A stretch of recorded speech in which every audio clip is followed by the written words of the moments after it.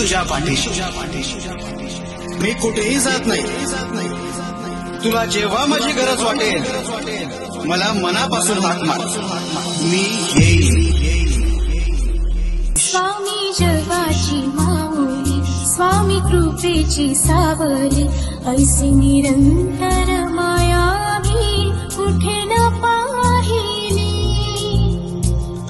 आनंदाचे दानवे संकटात धाव घे, सारी सुमने श्वासांची स्वामी चरणी वाहिली.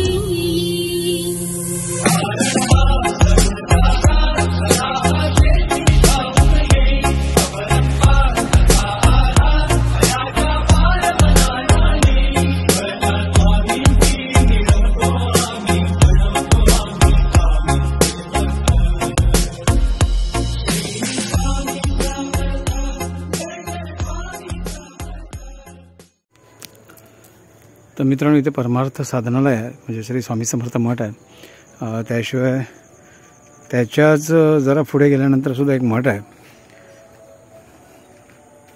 तोही दाखवतो मी. यांच्याच पूर्वजांचा आहे आणि त्या संदर्भातली पण संपूर्ण माहिती आपण काकांकडनं घेऊया, जे नाटकर्णी काका आहेत.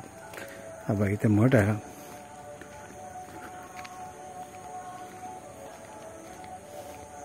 आणि एका साईडला आहे मित्रांनो, म्हणजे शेवटचं बोलतात ना, रोडचं डेड एंड आहे आणि याच्यानंतर पुढे काही रस्ता नाही आहे आणि अतिशय शांतता आहे. म्हणजे आज दत्त जयंती असल्यामुळे थोडेसे स्पीकर्स वगैरे चालू आहेत, नाहीतर कारण मी एकदा मध्ये सुद्धा येऊन गेलो आहे. आणि अतिशय सुंदर असं वातावरण आणि शांतता आहे मेन म्हणजे. हे बघा, सद्गुरू दादा महाराज यांचा मठ आहे. त्याची माहिती बघूया आपण, काकांकडनं घेऊया. आणि स्थानच जबरदस्त आहे मित्रांनो. बघा, एक तर मेन म्हणजे संपूर्ण शांतता आहे. दादा महाराज स्मृती मंदिर, दादा महाराजांचं स्मृती मंदिर आहे. दादा महाराजांचं स्मृती मंदिर आहे. आतमधनं सुद्धा बघूया. हे बघा,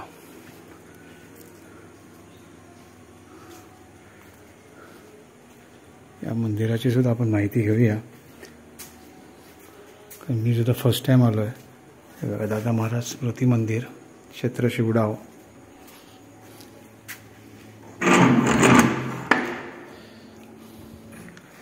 हे बघा, दर्शन घ्या मित्रांनो.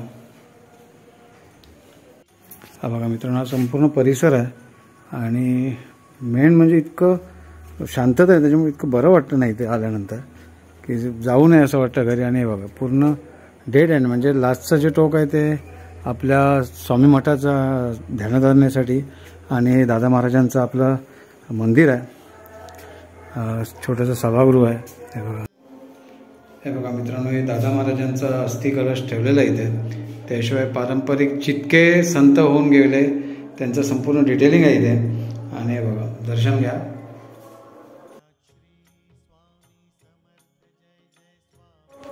नमस्कार मित्रांनो, होय महाराजा ब्लॉग या यूट्यूब चॅनलवर आपलं सर्वांचं स्वागत आहे.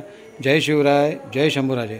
आज मित्रांनो, कणकवली येथे असलेलं शिवडाव गाव आणि तिथे असलेलं स्वामींचं परमार्थ मठ, म्हणजे तुम्हाला जर ध्यानधारणा करायची असेल किंवा साक्षात स्वामींचे जे चरण पादुका आहेत, म्हणजे जे चैतन्य पादुका बोलतो आपण, ते आज इथे आहेत. कारण हे बाळप्पांचे वंशज नाडकर्णी काका आज त्यांच्या इथे ह्या मठात आलेलो आहे, इथे व्हिजिट देतो आहे. अतिशय जागृत असलेला हा मठ तुमच्या फार उपयोगाचा आहे. म्हणजे तुम्ही जर ह्या साईडला आलात, कणकवली साईडला, तर शिवडावला नक्की या. अतिशय जागृत असलेला हा मठ, तुमच्या नक्कीच प्रश्नांची उत्तरं इथे मिळतील. आणि आज दत्त जयंती असल्यामुळे आज दत्त महाराजांना पाळण्यात घालतात, हा मोठा उत्सव असतो, तोही दाखवण्याचा प्रयत्न करतो. इथली संपूर्ण माहिती तुम्हाला देण्याचा प्रयत्न करतो. आज माझ्यावर गीता आहे. आणि हा जो मठ आहे, किती वर्ष या मठाला झाली किंवा स्वामींची काय कृपादृष्टी इथे आहे, मला स्वतःला इथे जो दृष्टांत आलेला आहे तो सुद्धा यथा काळ मी तुम्हाला कधीतरी सांगेनच. जबरदस्त असा मला इथे दृष्टांत झालेला आहे स्वामींचा आणि दत्तगुरूंचा. त्यामुळे आज नकळत मी इथे धावत आलेलो आहे की मला चैन पडेना. म्हणजे आज संपूर्ण शूट करून मी इथे इथपर्यंत आलेलो आहे. का तर इथलं शूट करून तुम्हाला दाखवणं गरजेचं वाटलं मला आणि ते खूप महत्त्वाचं आहे. त्याच्यामुळे हा मठ न चुकता तुम्ही व्हिजिट करा. ध्यानधारणा करू शकता. तुमच्या सगळी प्रश्नांची उत्तरे इथे मिळतील. कुठलीही भोंदूबाजी इथे चालत नाही. अतिशय निर्मळ असलेला हा मठ, तुम्ही आल्यानंतर तुम्हाला खूप प्रसन्न वाटेल. आणि ह्या मठाची संपूर्ण माहिती देण्याचा मी प्रयत्न करतो आहे. तुम्ही जर चॅनलवर नवीन असाल तर आपल्या होय महाराजा ब्लॉग या यूट्यूब चॅनल नक्की सबस्क्राईब करा, जास्तीत जास्त शेअर करा, लाईक करायला विसरू नका. श्री स्वामी समर्थ.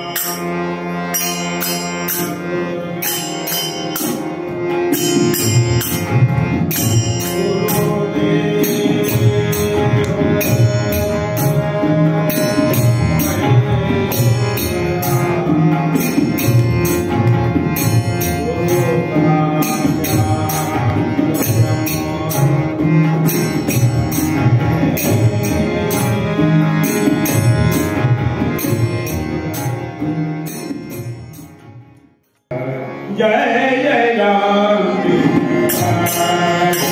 हरि जय जय राम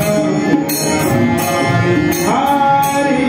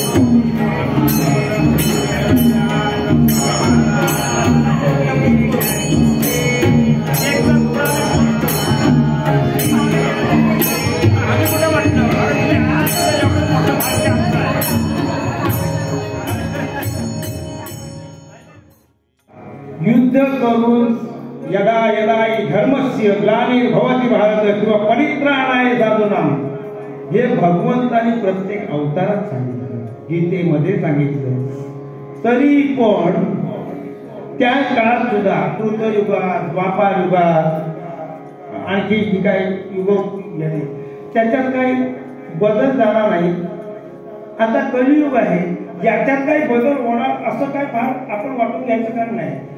त्याच्यासाठी भगवान संत श्रेष्ठ ज्ञानेश्वर महाराज, ते अगदी तुकाराम, रामदास, नामदेव, सर्व महाराष्ट्रातल्या संतांनी, उत्तरेत मीराबाई, कबीर, तुलसीदास, सर्वांनी दैवत समोर, देव समोर ठेवून राम प्रॅक्टिकल काय पीएचडी केली. पण सकाळी उठणार कोण आणि बाकीच्या सगळ्या गोष्टी करणार कोण, रात्री कोण काय करणार, पीएचडी केली आहे. साहित्य म्हणजे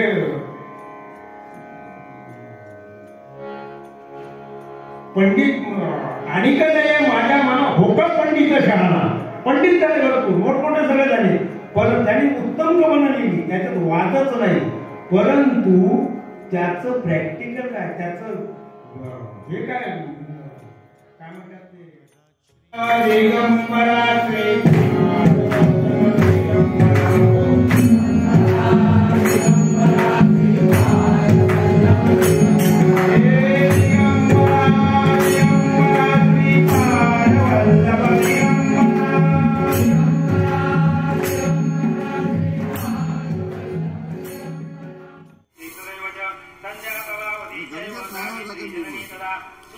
काय म्हणता? होय, थंड थंड.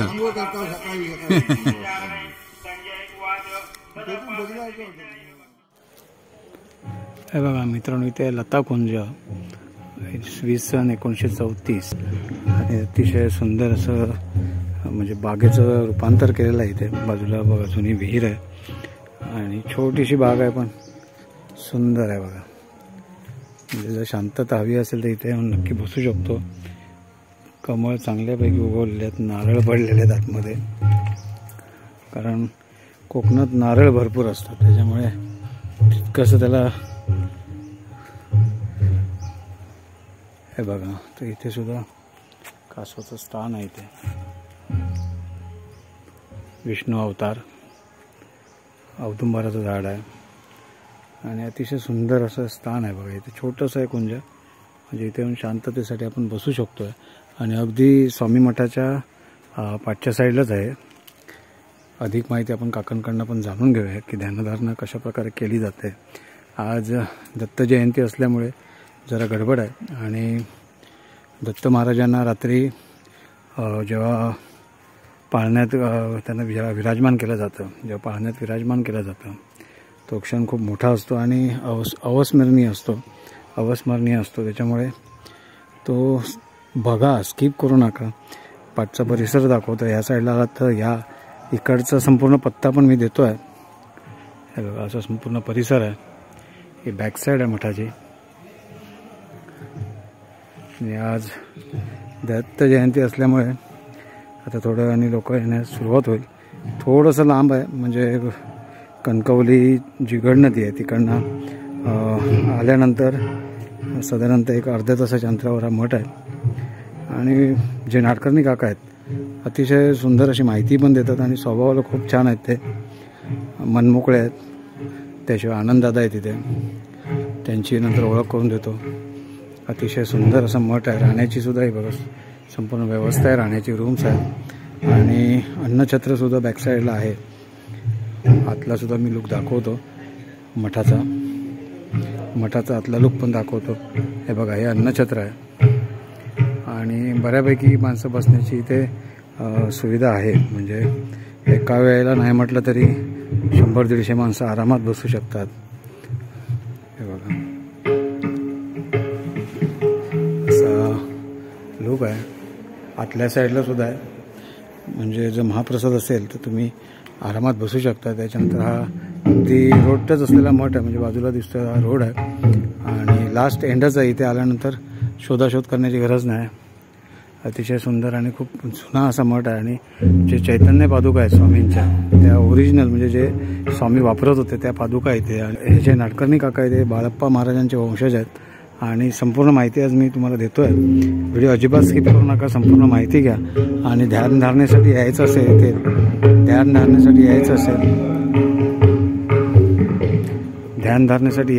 तर इथे नक्की या. अतिशय सुंदर जागा आहे बघा. त्याशिवाय फ्रंट साईडने पण दाखवतो मी. तर नाडकर्णी काकाच बसले तबल्यावर. खूप हौशी माणूस आहेत. हा मेन गेट आहे, म्हणजे आतल्या साईडने भिवू नकोस मी तुझ्या पाठीशी आहे. या गेटने आतमध्ये आल्यानंतर समोरच परमार्थ साधनालय श्री स्वामी समर्थ मठ असा हा मठ आहे. थोडा काळोख होत आला आहे.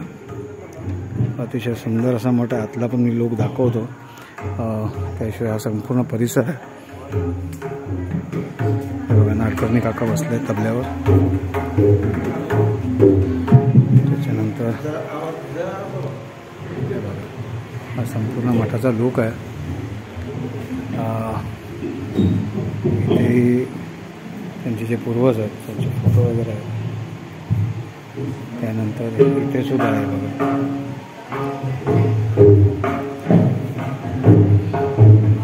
आणि मठाचा आतला लुक दाखवतो मी तुम्हाला.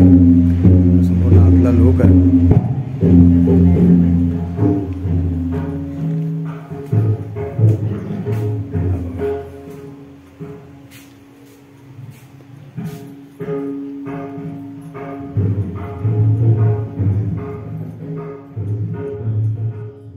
श्री गुरुदेव दत्त, श्री स्वामी समर्थ.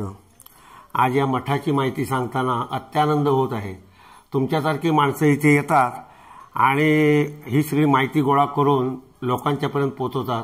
त्याबद्दल तुम्हाला धन्यवाद द्यावे तेवढे थोडेच आहेत.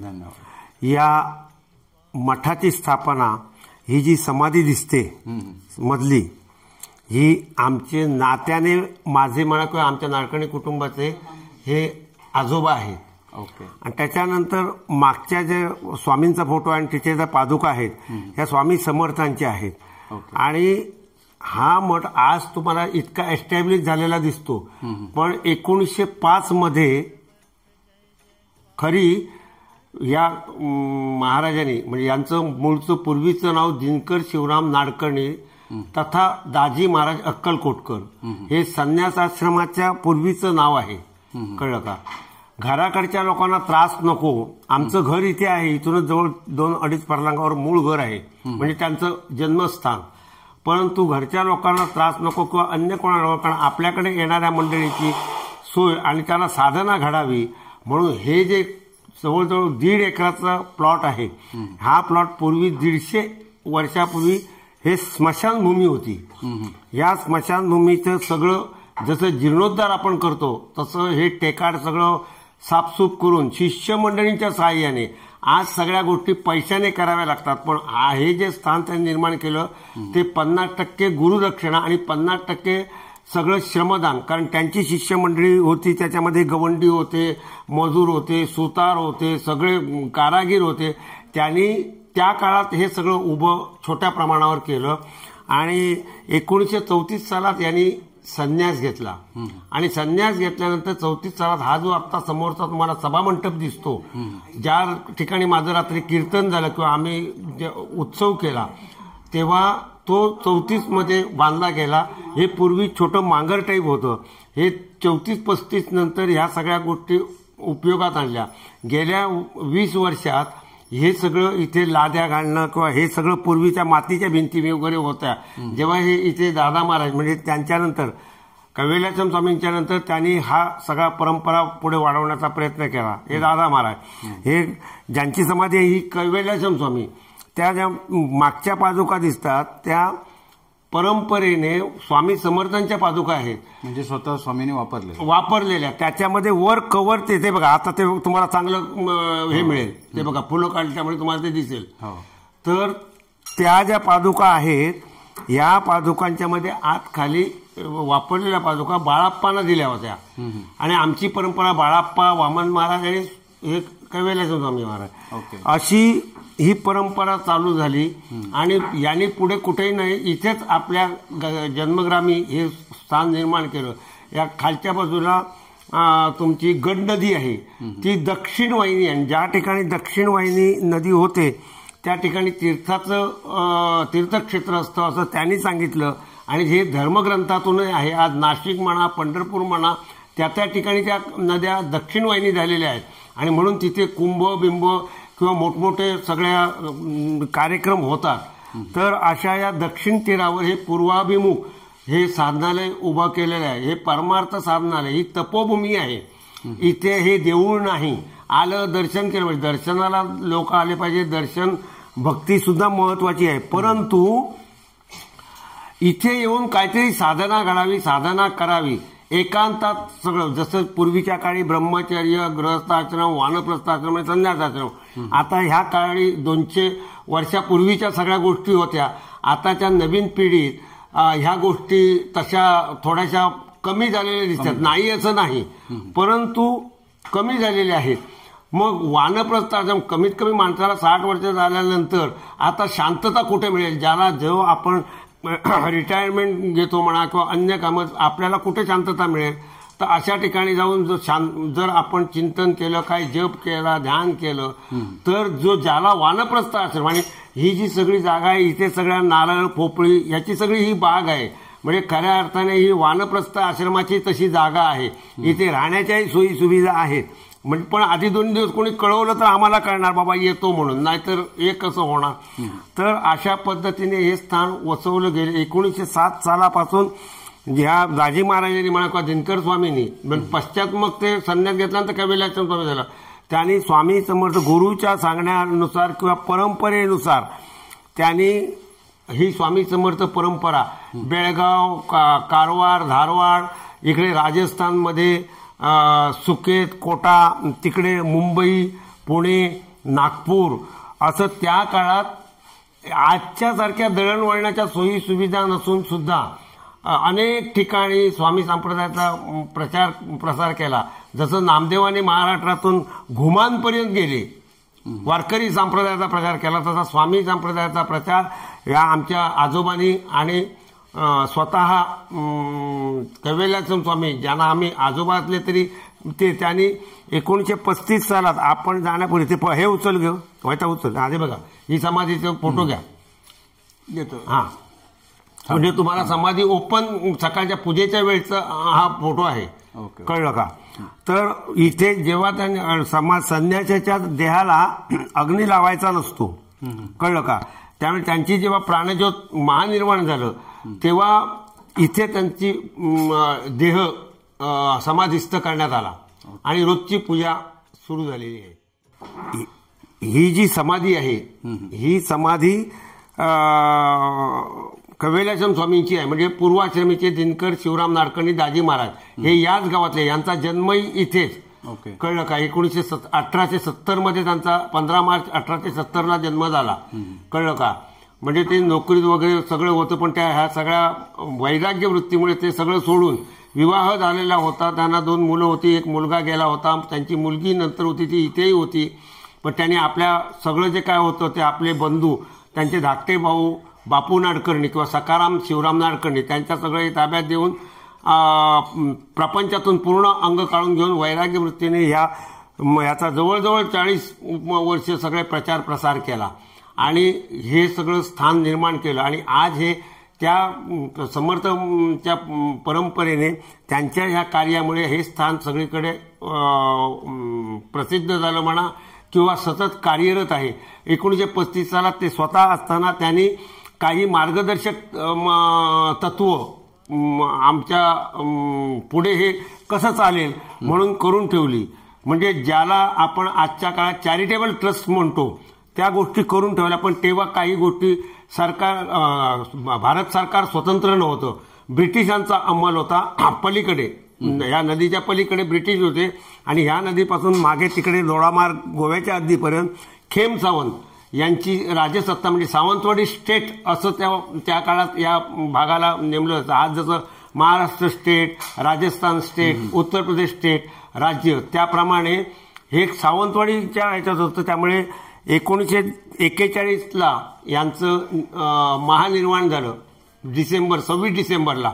आणि त्यानंतर पहिल्या पुण्यतिथीला तत्कालीन सगळी शिष्यमंडळी जमली. त्यांनी मिटिंग घेऊन त्यांनी ज्या पद्धतीने जे सगळे नियम लिहून ठेवलेले होते त्याप्रमाणे ट्रस्टडीड करून, कारण त्यांनी 1935 साली स्वतःच्या नावावर इतकं वैराग्य होतं की स्वतःच्या नावावर कुठेही काही हा मठ म्हणा किंवा ज्या गोष्टी केल्या त्याच्यात स्वतःचं नाव त्यांनी कुठेही ठेवलेलं नाही.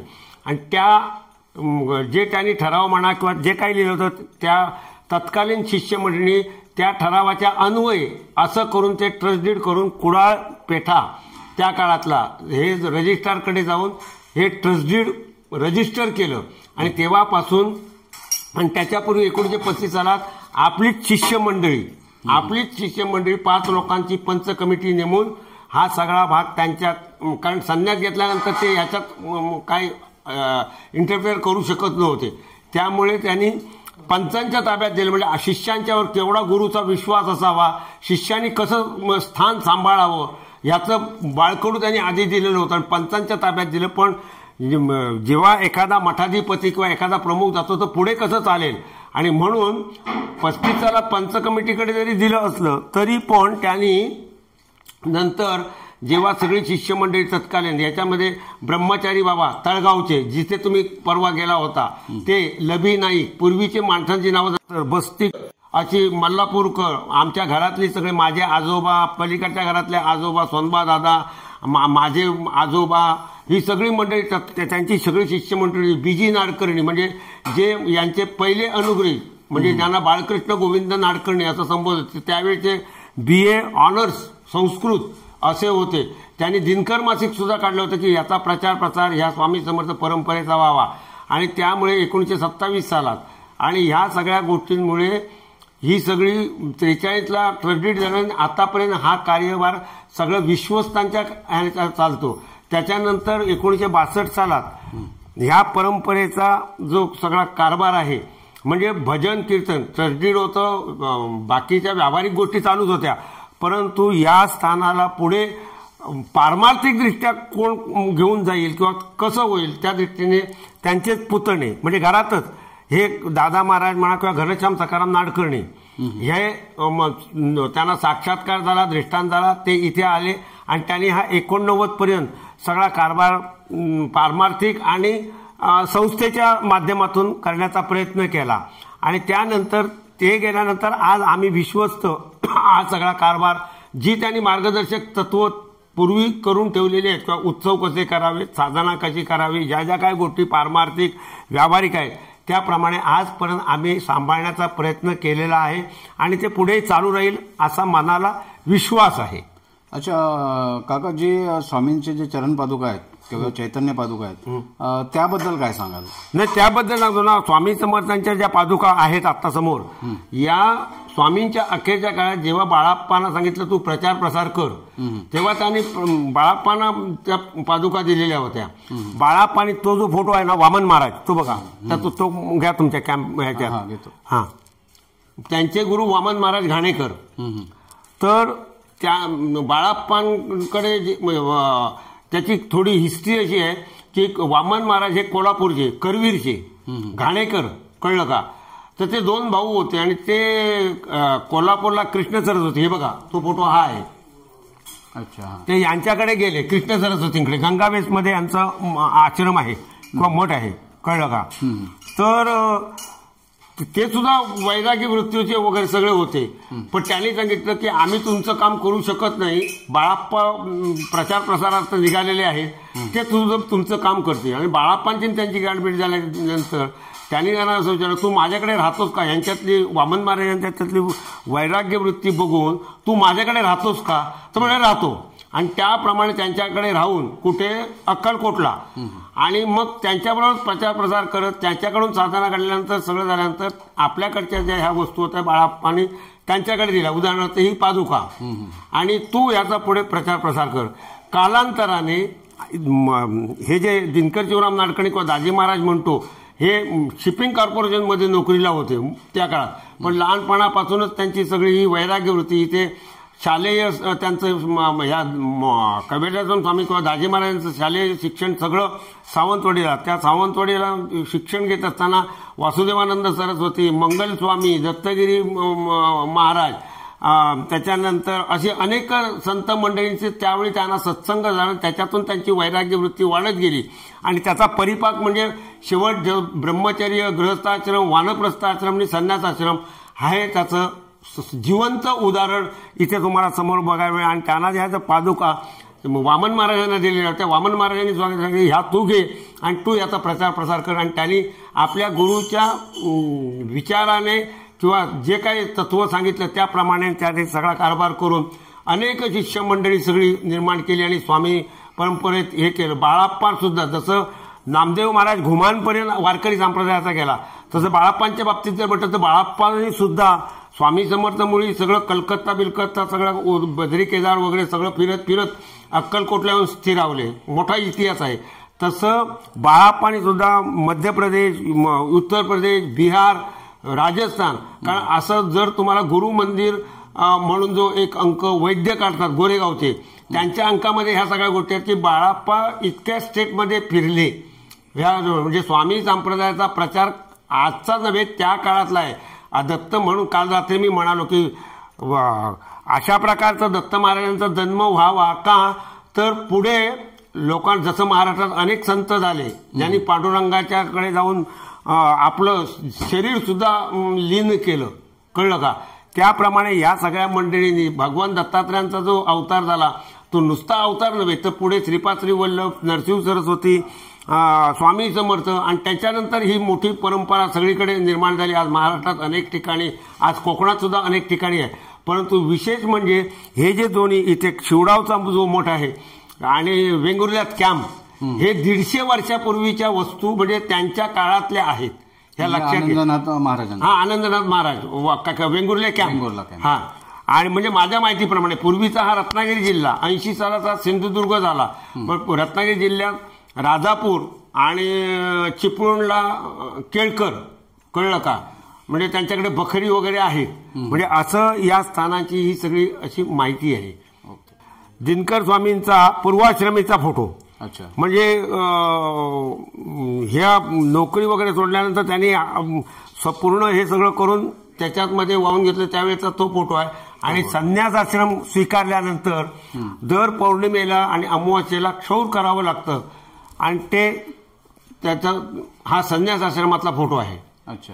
हा दिनकर स्वामी म्हणजे नंतर त्यांचं नाव कैवल्याश्रम स्वामी झालं. ओके. ह्या फोटो जे महाराज जे आहे लोकांचा गैरसमज होतो किंवा कैवल्याश्रम स्वामी कोण आणि दिनकर स्वामी कोण, दोन्ही एकच आहेत. फक्त लोकांना ब्रह्मचर्य, वानप्रस्थ, गृहस्थाश्रम, वानप्रस्थ आश्रम ह्या सगळ्या गोष्टी अलीकडच्या पूर्वीच्या ह्या माहीत नसल्यामुळे लोक कन्फ्युज होतात. पण तीच व्यक्ती असते, मार्ग बदलतात किंवा आपल्या ज्या धर्म संस्कृती ज्या गोष्टी आहेत त्याच्यामध्ये ब्रह्मचर्य, गृहस्थाश्रम, वानप्रस्थ आश्रम ह्या सगळ्या गोष्टी आहेत त्या स्वीकारल्या त्यांनी आणि त्याप्रमाणे त्यांनी कार्य केलं.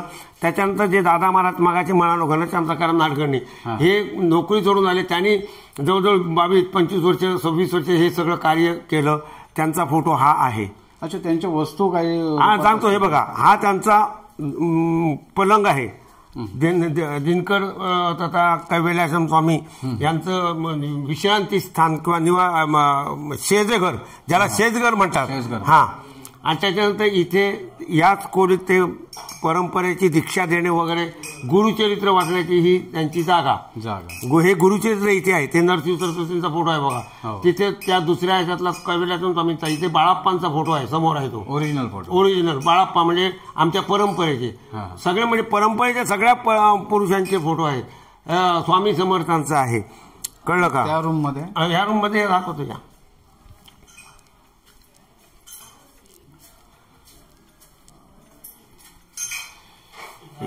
ह्या रूम मध्ये त्यांच्या ज्या छोट्या पादुका पूजेतल्या होत्या, कळलं का, त्या पादुका ह्या इथे आहेत.